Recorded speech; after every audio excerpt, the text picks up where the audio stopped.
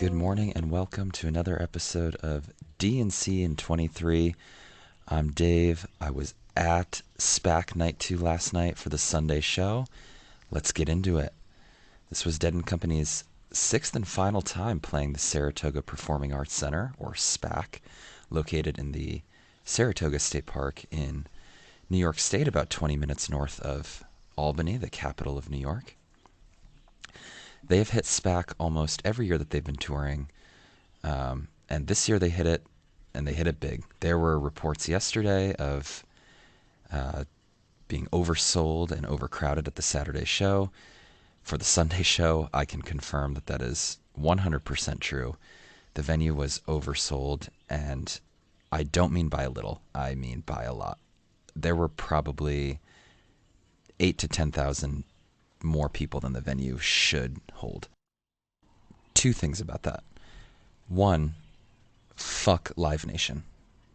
The company oversold that venue by a ton on purpose for no other reason than to make a ton of money and corporate greed.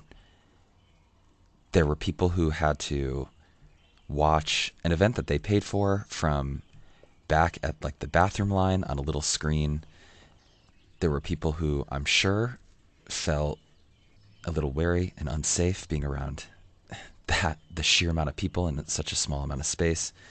And, you know, if you needed medical attention last night, and it would have been tough for the medical staff to get to you because there were so many people. I mean, that's a safety concern. There's safety concerns with just the infrastructure of SPAC itself.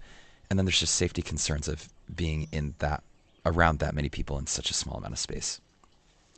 So to the people who, you know, oversold and decided that another 500 grand in fees was worth the health and safety of people trying to enjoy one of their favorite bands, fuck off. But the second thing that I want to say about that is, as someone who was there and as someone who was on the crowded lawn, because of the people, the Deadhead community who were there, I never felt unsafe or concerned about my own safety or anything like that.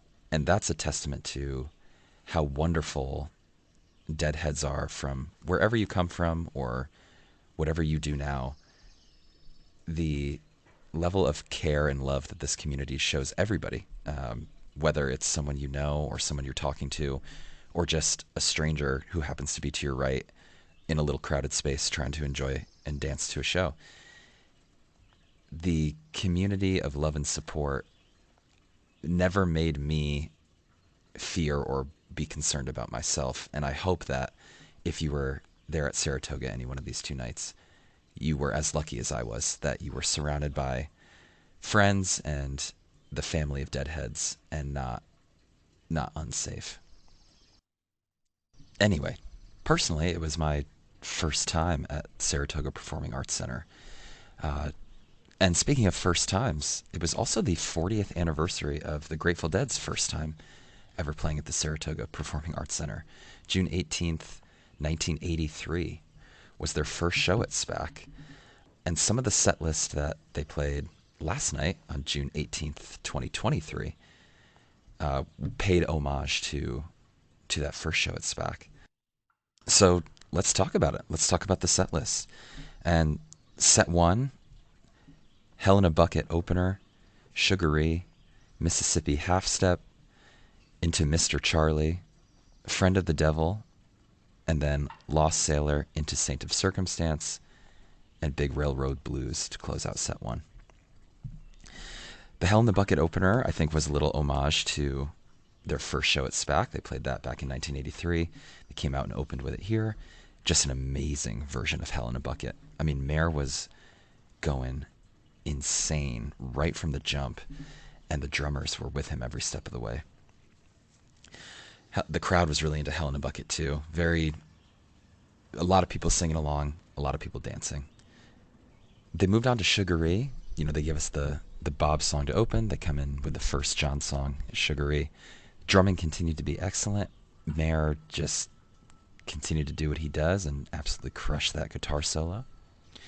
And from there, they turned around into Mississippi Half Step. And This was one of the highlights of set one. I mean, this was really, really, really well done. To include Chimenti's first moment showing off for the crowd, and he was having a good time. In the second half of Mississippi Half Step, they did a little bit of a Tennessee Jed tease, and I thought maybe there was a chance they would move into that coming out of the back half of Half Step, but they rolled right into Mr. Charlie instead, which is a song that I really enjoy and a song that I had yet to see live. So I was jumping and having a good time. As was John Mayer. John Mayer started kicking his legs out side to side as if you're doing jumping jacks, how your legs move side and back in. That's what he was doing during the main riff of Mr. Charlie. So I think John Mayer was enjoying playing that too. They went into Friend of the Devil next, kind of the first little slower and relaxing song of set one. Kind of gave the crowd a chance to catch their breath.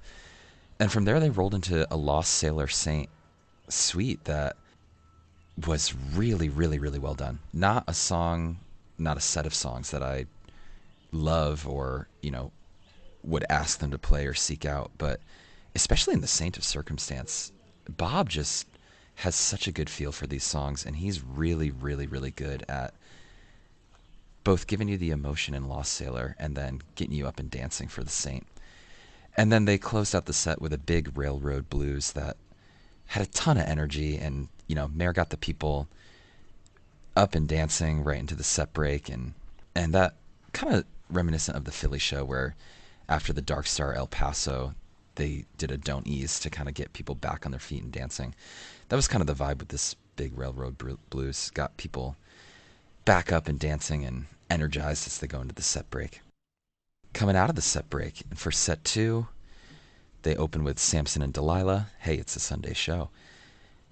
And then they went playing in the band into Help on the Way, into Slipknot, into Franklin's Tower, into Drums and Space, into Death Don't Have No Mercy. They took a pause at the end of Death Don't, and then they played a long, jammed out Throwing Stones into Sugar Magnolia. When they stopped playing, it was about 10:40, and I thought maybe that there was a chance we would get a double encore because we had about 20 minutes until 11 o'clock. And I was right. They did, for the encore, Werewolves of London, and then they closed the whole thing with a Playing in the Band reprise. The Samson opener was excellent. I mean, a song that they don't play a lot. They basically only play it on Sunday shows now, and so when you're there, you're ready for it. You're hoping it comes out. And what was really nice about this version is that they did a fake ending. Like they closed out near the end. They played the last note and stopped playing for, I want to say, 5 to 6 seconds. Like they gave the crowd a chance to clap and think that the song was over, and then they popped right back into it for another 30 to 45 seconds. So that was a good time. That was fun. The next song, though, Playing in the Band, I gotta say this is the highlight of the show. This play-in was a rocker, and Mayer was trying to do some really spacey stuff in the first half, and Jay Lane kind of kept him in line. Jay Lane said, no, this is going to be a rocker playing, not a spacey jammy playing. And Jay Lane hit the snares a good amount of times and kept Mayer focused on, rocking with energy rather than grooving with space, which is not a bad thing. After about 10 minutes, they built up into a really dramatic ending. And that dramatic ending started to fade down and fade out, and then those notes of Help on the Way busted out, and I was so happy. It was a really good Help on the Way. O'Teal continues to just grab the song and take charge. The Slipknot that came next was very, very rocking. A couple mishits on the guitar from both Mayer and Bob in the beginning, but once it got going, Mayer and O'Teal really made that one cook. And then they went into a Franklin's Tower with a little bit of a slower tempo, with a little bit of a slower tempo, and it was a little more on the jazzy side, especially during Chimenti's solo. But just Franklin's Tower is my favorite song, and whenever that comes out, whenever that finds its way into the set list, I just have a smile on my face and I'm dancing. From there into Drums in Space, where the space really stood out as being the better of the two, which is not something that I usually say. There was a cool moment right before Mickey really hit the beam with the low frequency, where he was hitting these buttons that were saying different things. One of them was communism, that the crowd kind of got a laugh. Out of Space, they came out with Death Don't, and they didn't jump right into it. They really noodled around in space for a good 4 to 5 minutes before moving into the bluesy riff of Death Don't Have No Mercy. And this was a good Death Don't. Bob was really, really good on the mic, and Chimenti supplemented him with these great little organ fills. That Death Don't was one of the highlights of the show as well. And speaking of highlights of the show, why was Throwing Stones, a song that I'm not particularly high on, why was this like a top tier moment of the show? I mean, they brought the energy and they brought the house down during Throwing Stones. It really made sense that they played this here. Albany is the capital of New York State, so the politicians in New York are near there, and it made sense that Throwing Stones made an appearance. And out of Throwing Stones into Sugar Magnolia, just a good, fun way to end, and a fun set. Sunshine Daydream is always a good time to get people dancing and singing along. For the double encore, the Werewolves in London, that was a good time. There were Reddit detectives who saw the Saturday SPAC Night ones taped over encore and deduced that that was Werewolves in London, that they were thinking about playing that on the Saturday show, and so it's good that it got to make an appearance on the Sunday show. And then the play and reprise came in, and I was delighted. Normally, I like a reprise. I think it's a neat idea, but I don't really connect with it emotionally. A reprise doesn't usually strike a chord with me. But this one was different, selfishly for me. This was my last Dead and Company show. And so as Werewolves of London wrapped up, in the back of my head I was thinking, that's a weird last song to see by Dead and Company.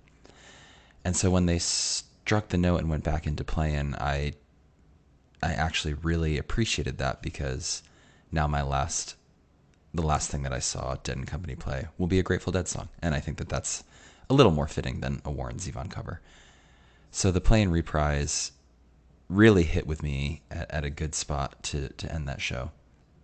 Alex, when he recapped night one, he talked about how the general vibes of the first show were, it was very spacey. They were doing a lot of exploration and a lot of spacey jamming. The overall summary and the vibes of night two were, this was a rocker to bring the house down. And the play and reprise ended on the same note that the play-in did earlier in set two, which was, this was a rock version. It was upbeat, high tempo, and with a lot of snare drum. And so that made it good. Made it really good. And it was just a good show. I mean, it's true about Sunday shows. The energy was different. They weren't building to anything the whole time. Like right from that Hell in the Bucket opener, they came out swinging and they came out hot. The only like spacey moment of the show was the end of Space into Death Don't Have No Mercy. Other than that, it was upbeat and rocking the whole time. That is what they did Sunday night at SPAC. Their next show is Wednesday, June 21st. They do a doubleheader at Wednesday, Thursday at Citi Field in New York City, over in Flushing. These show times are at 7:30, not 7, like pretty much every other show has been on the East Coast. So it gives you a little more time to get there, a little more time to get settled. And it's New York City. They don't have to worry about a curfew, so they're going to be playing all night long. So showtime's at 7:30 for the next two shows. But that first show on Wednesday, June 21st, what are they going to play? It's time for your new favorite game show, Estimated Profits. If you've never joined us to play before, you playing along at home may guess two songs that Dead and Company are going to play in Wednesday's shows. Alex and I will guess the songs too, and we do it in a snake draft style. I have the first pick for this Wednesday show, this first show in New York City. And I thought about taking songs that are kind of geared toward New York City. For example, maybe some songs that have New York or just like New York City in their lyrics. But I'm going to actually go with a song that I think is going to be part of like the Set 2 Jam Suite because they haven't played it in a while. And that's the 11. I think a St. Stephen 11 is coming out in New York City, and I think it's coming out on night one. Now, Alex has the next two picks, and he is not taking my strategy. He is doing the exact opposite, and he is picking two songs that shout out New York City in the lyrics. So he is taking Truckin' and Ramble on Rose as his two picks. They are going to play those two songs in these two nights. It's just a matter of, is he correct and they're going to play him in night one, or are they going to save him for night two? And so I get the last pick, and I'm going to take a song that they crush in New York City. I am worried they're going to save this for night two, but I'm going to take an Althea. Like a New York City Althea is going to be coming out somewhere. So those are our two picks. If you have your two picks, please let us know on Twitter at WorkingMansPod, Instagram at WorkingMans_pod, or you can get in touch with us on email, workingmanspod@gmail.com, or you can find the post on Reddit and comment on the tour discussion picture that Alex puts up of our estimated profit guesses. That about wraps it up for this DNC in 23. If you noticed a little audio change about 2/3 of the way through, I recorded the first part of this, talking about the venue and the set list up in New York State, and then had to fly back to South Carolina. So the ending part, the estimated profits part, got recorded back here in South Carolina. So sorry for the little audio change, but I thought I was going to be able to rack out most of it up at the lake at my happy place, and I almost did, but didn't quite finish. Anyway, next up, New York City. Let us know what you guys pick for estimated profits. And above all, know our love will not fade away.